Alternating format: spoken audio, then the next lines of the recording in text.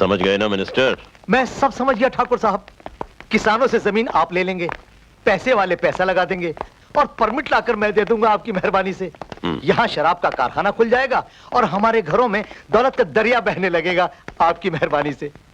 पर कहने का तात्पर्य यह है ठाकुर साहब कि खेती की जमीन को फैक्ट्री के काम में लाने के लिए हमें कुछ कानूनी कार्रवाई करनी होगी। कानूनी कार्रवाई हम जानते हैं।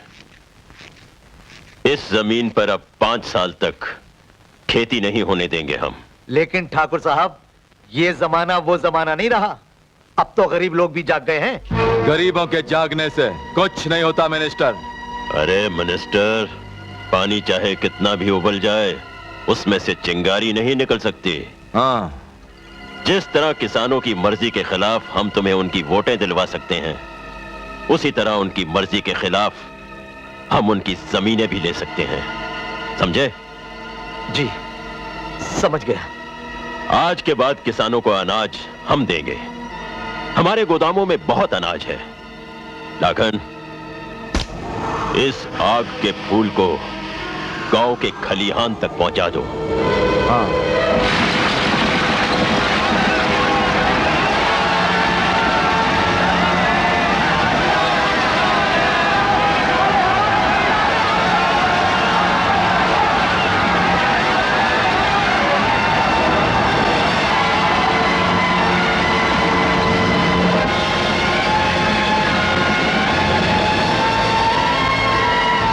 सारा खलिहान जलकर राख हो गया। धीरज धरो, हम तो बर्बाद हो गए। अब साल भर हमारे घर चूल्हा नहीं जलेगा। ये लो ठाकुर साहब आ गए, ठाकुर साहब आ गए। हम लोगों का दुख दूर करें। क्या करें? मालिक है। राम राम ठाकुर साहब। राम ठाकुर। जय राम जी की ठाकुर साहब। ठाकुर साहब नमस्ते। हम बर्बाद हो गए ठाकुर साहब। हम तबाह हो गए माई बाप। हाँ सरकार। भाइयों, जो हुआ बहुत बुरा हुआ, लेकिन आप चिंता मत कीजिए। जब तक आपका ठाकुर जिंदा है, इस गांव का कोई भी आदमी भूख से नहीं मरेगा। हुजूर, हमारे खेत खलियान सब चल गए, सब चल गए। देखो भाइयों, ये खेती तो एक बच्चे की तरह है, जिसे कोई ना कोई बीमारी हमेशा लगी ही रहती है।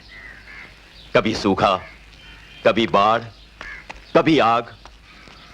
इसलिए हमने सोचा है कि इस जमीन पर खेती करने की बजाय एक बहुत बड़ा कारखाना लगा दिया जाए। आप लोगों की जमीन होगी, हमारा रुपया होगा, बराबर का धंधा।